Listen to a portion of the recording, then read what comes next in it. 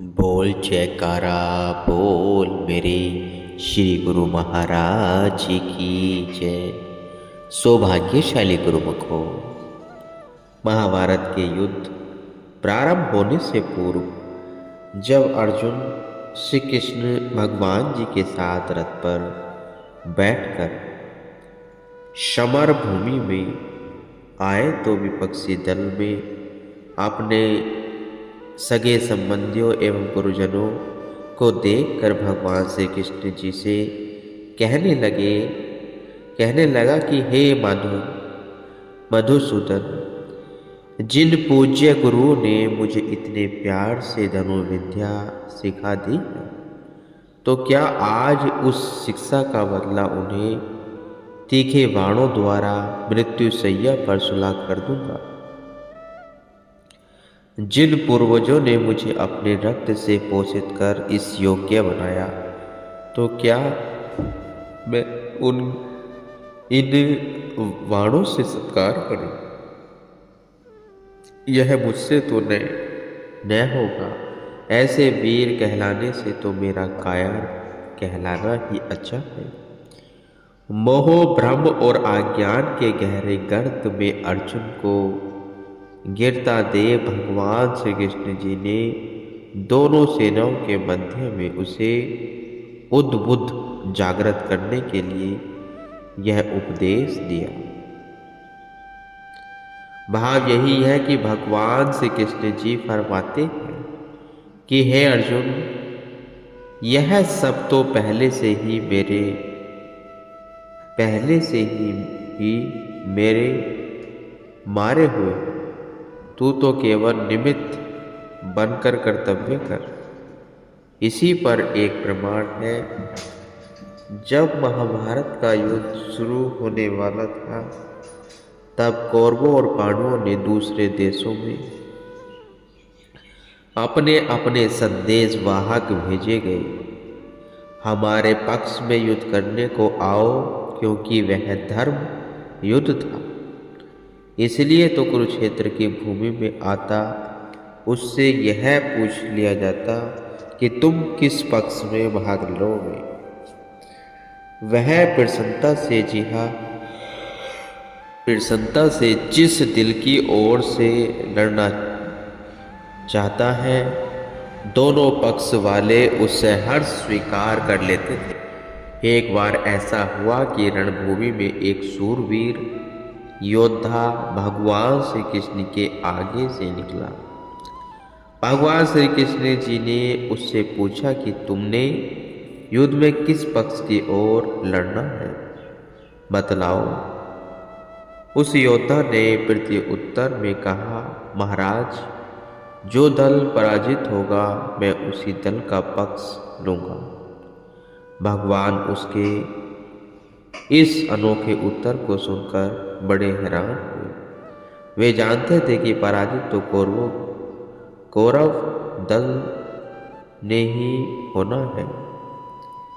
प्रकट में उस वीर को कहा, क्या तुम अपनी वीरता की कोई परीक्षा दे सकते हो? तब योद्धा ने कहा, आप मेरी परीक्षा लीजिए, मैं अपना बाण इस पेड़ पर चलाता हूँ। मेरा तीर इस पेड़ के सब पत्तों में भेद कर मेरे पास वापस लौट आएगा। इतना कह उस योद्धा ने तरकस से तीर निकाला और कमान पर चढ़ाया। इतने में भगवान श्री कृष्ण ने उस योद्धा की नजर बचाकर पेड़ का एक पत्ता तोड़ अपने चरण के नीचे छिपा लिया। योद्धा ने अपना निशाना साधकर बाण छोड़ दिया। वह बाण पेड़ के सब पत्तों को बीनता हुआ भगवान कृष्ण के चरण पर आ खड़ा हो गया। उस वीर ने भगवान से कहा, भगवान, आप चरण दूर कर लीजिए। कदाचित कोई पत्ता आपके चरण के नीचे है, इसलिए आप अगर चरण दूर न करेंगे तो मेरा बाण आपके चरणों को छेदता हुआ पत्ते के पास पहुंच जाएगा। भगवान श्री कृष्ण ने उस योद्धा का कहा मान कर अपना चरण दूर कर लिया। तब वह बाण उस पत्ते को बेंध कर वापस योद्धा के पास पहुंच गया। अब भगवान ने वृक्ष की तरफ देखा तो सब पत्ते छिदे हुए थे। यह देख भगवान कृष्ण चकित हो गए, दिल में सोचने लगे कि यदि ऐसा सूरवीर योद्धा कौरव दल में सम्मिलित हो गया तो पांडव दल का विजय होना कठिन ही नहीं असंभव है और हमारी सारी योजना पर पानी फिर जाएगा। कुछ देर सोचने के बाद भगवान श्री कृष्ण ने उस वीर से पूछा कि जहाँ तुम इतने सूरवीर हो वहाँ दानी भी अवश्य होवेंगे। वीर ने कहा, हाँ महाराज, मैं दानी भी हूँ। भगवान श्री कृष्ण ने कहा, हम तुमसे दान में जो चीज मांगोगे तुम दे दोगे। तब उस योद्धा ने कहा, अवश्य दे दूंगा। उसकी स्वीकृति पर श्री कृष्णचंद्र ने कहा, हमें तुम्हारे सिर की आवश्यकता है। तब योद्धा कहने लगा, अपनी प्रतिज्ञा के अनुसार वैसे तो मुझे अपना सिर दे देना चाहिए, परंतु मैं तो इस युद्ध का कौतुक देखने आया था। उसकी यह बात सुन भगवान ने उसे सांत्वना दी कि हम आपके विचार को पूरा कर देंगे, यह हम पर छोड़ दो। तब युद्ध का पूरा कौतुक देख सकोगे। ऐसा सुन योद्धा ने सिर देना स्वीकार किया। तब भगवान ने सुदर्शन चक्र से उसका सिर काटकर धड़ से अलग कर दिया और एक बांस पर उसके सिर को स्थिर कर कुरुक्षेत्र के एक कोने में वह बांस गाड़ दिया। तत्पश्चात युद्ध आरंभ हो गया। जब 18 दिन में 18 अक्षोहिणी सेना काम आ गई और बड़े बड़े सूरवीर भी वीर गति को प्राप्त हो गए तथा युद्ध समाप्त हो गया। तब भगवान श्री कृष्ण ने उसे योद्धा का सिर को बांस पर टंगा था नीचे उतरवाया और उस सिर से पूछा कि क्या तुमने युद्ध का कौतुक देख लिया? तब उस सिर ने उत्तर दिया, हाँ, मैंने सब दृश्य देख लिया है। तब भगवान ने पुनः उससे पूछा, तुम्हें इस युद्ध में सबसे बड़ा शूरवीर योद्धा कौन दृष्टिगोचर हुआ? तब उस योद्धा ने उत्तर दिया कि भगवान, मुझे तो इस विशाल सेना में एक भी शूरवीर दिखाई नहीं दिया। यहाँ तो आपका सुदर्शन चक्र ही चलता हुआ दोनों पक्ष के वीरों को काटे जा रहा था और सब शूरवीर तो केवल नामात्र ही युद्ध कौशल का अभिनय कर रहे थे। यह कहकर वह सिर शांत हो गई। इस दृष्टांत का सारांश यही है,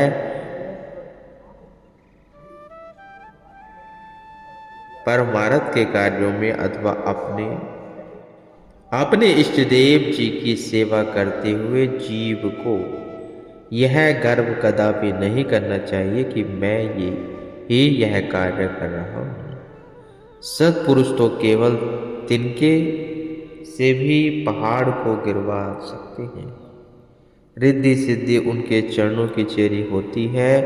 जीव को परमार्थ पथ पर चलने के लिए वे उसे प्रत्येक कार्य में प्रत्यक्ष रूप से एक निमित्त बना देते हैं, लेकिन गुप्त रूप से तो उनकी ही अलौकिक शक्ति काम कर रही होती है। इसलिए सेवक को कर्तव्यपन के अभिमान से को दूर रहना चाहिए। अपने को कर्ता ने मानकर वह अपने सद्गुरु जी को ही सब कुछ करने वाला समझे तथा गुरु दरबार की सेवा करते हुए अपने धन्य भाग्य मनाए। कभी भी मन के धोखे में आकर यह गर्व न करे कि इस कार्य के लिए करने वाला मैं हूँ। गर्व करने वाला सेवक सद्गुरु की सेवा के फल से वंचित रह जाता है। निष्काम भाव से सद्गुरु की हुई सेवा फलदायक हुआ करती है। ऐसी सेवा करने वाले सेवक ही भक्ति के धन से माला माल हो जाते हैं। क्रोध या छल कपट करना तो किसी के भी साथ अच्छा नहीं। फिर यदि जिससे गुण ग्रहण किया जाए अथवा शिक्षा प्राप्त की जाए उसी के साथ छल कपट करना या झूठ बोलना ये अनीति है। जैसे कहा भी है, आचार्य देवो देवो भव, अर्थात विद्या गुरु, गुरु को भी ईश्वर के समान पूजने चाहिए। दूसरा, विशेषकर भक्ति मार्ग में तो अपने इष्ट देव संत सदगुरु के साथ शिष्य को असत्य व छल कपट से रहित होकर प्रेम व सच्चाई का व्यापार करना चाहिए। जैसे कि सहजोबाई जी कथन करती हैं, गुरु सु कछु न दुराइए, गुरु सु झूठ न बोल, बुरी भली खोटी खरी गुरु आगे सब खोल। अतः शिष्य का यह कर्तव्य बन जाता है कि वह अपने इष्ट देव अंतर्यामी सदगुरु से असत्य न कहकर अच्छी या बुरी जो भी बात हो अक्षरशः सत्य सत्य कह देनी चाहिए, क्योंकि सदगुरु जीव के हितैषी होते हैं। उनसे ही यदि जीव अपने अवगुण छिपाए तो फिर उसका कल्याण कौन करेगा। इसी दृष्टांत यह दिया जा रहा है, द्वापर युग में कौरव पांडवों के आपस में जब पटती नहीं थी तब कौरव दल के हृदय में ईर्ष्या के बीज अंकुरित पैदा होने लगे, जिससे वे भीतर ही भीतर पांडवों से युद्ध करने की तैयारियों में जुट गए। अर्जुन तो उन्हें कांटे की तरह सूखता था, क्योंकि द्रोणाचार्य जी ने अर्जुन को शस्त्र विद्या में अच्छी तरह से पारंगत होशियार किया था। अर्जुन के इस शस्त्र विद्या कौशल को देखकर कौरव ईर्षा व घृणा की अग्नि से अहर्निश सुलगते रहते थे। कौरव दल में उसके समान शस्त्र विद्या में अन्य कोई भी प्रवीण न था। अतः उन्होंने वीर कर्ण को श्री परशुराम जी से धनुर्विद्या सीखने के लिए प्रेरित किया, जिसके बल से वे पांडवों को पराजित कर अपनी ईर्षा अग्नि को शांत कर सके। श्री परशुराम जी ब्राह्मण थे, वे धनुर्विद्या अच्छी तरह से जानते थे। पहले तो वे सभी वाणों को धनुर्विद्या सिखाया करते थे, किंतु एक बार किसी क्षत्रिय द्वारा उनका अपमान हो जाने से वे क्षुब्ध होकर उन्हें यह प्रण किया था कि मैं किसी भी क्षत्रिय को शस्त्र विद्या नहीं सिखाऊंगा। इस बात के सभी परिचित थे कि श्री परशुराम जी क्षत्रिय वंश को शस्त्र विद्या तो सिखाने से रहे, फिर भी वीर कर्ण को शिक्षा ग्रहण तो करनी ही थी। अतः उसने ब्राह्मण का वेश बनाया और श्री परशुराम जी के द्वार पर जा उपस्थित हुआ। जब वीर कर्ण परशुराम जी के पास पहुंचा और उसने शस्त्र विद्या सीखने की इच्छा प्रकट की, तब श्री परशुराम जी ने उससे उसका वर्ण न पूछा। वीर कर्ण ने अपना नाम एवं वर्ण बदलाकर अपने को एक ब्राह्मण परिवार का सदस्य बताया। ब्राह्मण कुल में उत्पन्न जात तथा वीरों से आकार प्रकार को देख परशुराम जी ने उसको विद्या देना स्वीकार कर लिया। अब वीर कर्ण श्री परशुराम जी के पास रहकर धनुर्विद्या सीखने लगा। वह अति श्रद्धा भाव से उनकी सेवा करता था, परंतु उसके दिल में हर समय यह शंका घर की के रहती थी, कहीं गुरुदेव मेरी वास्तविकता का पता न लग जाए कि मैं क्षत्रिय वंश का हूँ।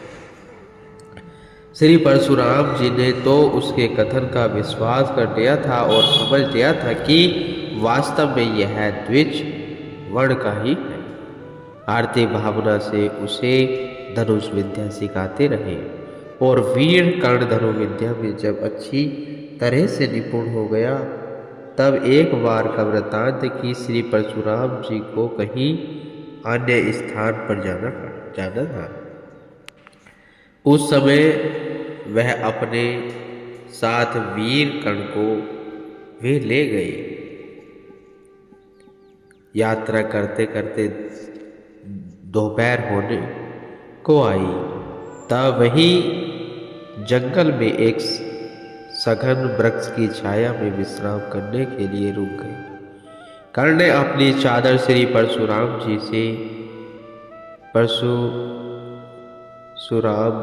जी के नीचे बिछा दी और भोजन करने के पश्चात परशुराम जी को जब नींद आने लगी तब उन्होंने वीर कर्ण से कहा कि सिर के नीचे रखने के लिए एक पत्थर तो ले आओ। तब वीर कर्ण ने विनय की, गुरुदेव आप मेरी जान पर सिर रखकर विश्राम कर दीजिए। श्री परशुराम जी ने अपनी स्वीकृति दे दी और विश्राम में हो गए। गहरी निद्रा के आने पर एक भयंकर तंदसूक नाम का कीट उधर आया और उसने कर्ण के पाप में जोर से काट लिया। वह डंक इतना भीषण था कि खून की धारा बह निकली। तब वीर कर्ण ने दिल में सोचा कि यदि मैं अपने पाप को हिलाता तो गुरुदेव जी के आराम में बाधा पहुंचेगी। अतः वह पीड़ा को आगाध धैर्य से सहन करता हुआ पूर्वतः स्थिर बैठा रहा। कुछ देर बाद जब परशुराम जी की आंखें खुली तो क्या देखा कि कर्ण का पाप खून से लथपथ हुआ पड़ा है। उन्होंने पूछ लिया कि यह क्या हुआ। तब कर्ण ने कहा, भगवान कुछ नहीं, एक कीड़े ने काट लिया है। मैंने आपको सोया हुआ जान अपनी जान को हिला उचित न समझा। यह बात सुनकर परशुराम जी ने कहा कि एक बात तो पूछूं, सच सच बता कि तुम वस्तुतः कौन हो। तुम ब्राह्मण नहीं हो, क्योंकि ब्राह्मण तो इतने भीषण दर्शन को सहन नहीं कर सकता। तुम्हारे पाप से इतनी अधिक रक्त की धारा बह रही है, परंतु तुमने चूतक न की। इस अगाध धैर्य को देखकर मुझे तो तुम क्षत्रिय वंश के ही प्रतीत हो रहे हो। यह सुनकर कर्ण को मानो सांप सूंघ गया और विवश होकर उसे अपना वास्तविकता परिचय देना पड़ा। गुरुदेव, मैं गुरुकुल में उत्पन्न कर्ण हूँ। क्षत्रिय मेरा वर्ण है। शस्त्र विद्या सीखने का स्वार्थ से मैंने आपके समक्ष असत्य बोला, क्योंकि आपके इस प्रण को मैं सुन चुका था कि मैं क्षत्रियों से समस्त भूमंडल को खाली कर दूंगा। इसलिए मैंने अपने वर्ण व नाम को आपसे गुप्त रखा। इस पर श्री परशुराम जी ने कहा कि तुमने मुझे गुरु कहकर मेरे साथ धोखा दिया है। गुरु से छल कपट करने वाले शिष्य का कभी भला नहीं होता। यह विद्या जो कि तुमने मेरे स्वयं पाई है तुम्हारे किसी काम न आएगी। यह कहकर उसी समय परशुराम जी ने कर्ण को विद्या कर दिया और साथ ही अपनी तरह से सेवा फल स्वरूप 5 बाण दिए गए, जिससे कि बड़े बड़े शत्रुओं को मारा जा सकता था। आचार्य का वचन किसी भी दशा में टल नहीं सकता। चाहे कुछ भी हो जाए, वीर कर्ण का वे यही हाल हो। उसे इस धनुर्विद्या वह गुरु द्वारा दिए गए बाणों से कुछ लाभ नहीं प्राप्त हुआ। कारण है कि महाभारत का युद्ध शुरू होने से पूर्व ही माता कुंती ने 5 बाण भिक्षा में मांग कर ले गई और परिणाम यह हो कि अर्जुन और वीर कर्ण के युद्ध में कर्ण अर्जुन द्वारा उन्हीं बाणों से मारा गया। इस दृष्टांत का भाव यही है कि जीव को गुरुदेव के साथ कभी भी छल कपट नहीं करना चाहिए। सद्गुरु तो साक्षात भगवान का स्वरूप हो, वे ही तो केवल जीवों के परम हितैषी होते हैं। उनसे जीव की आंतरिक अवस्था क्या छिपी होती है, वही जिज्ञासु सद्गुरु की प्रसन्नता प्राप्त कर सकता है, जो कि मन वचन कर्म से सद्गुरु के आगे किसी प्रकार का दुराव नहीं रखता तथा निश्चल रहकर के वचनों अनुसार जीवन यापन करता है। वही सद्गुरु के मंगलमय आशीर्वादों का अधिकारी बन अपना जीवन सफल कर सकता है। गुरु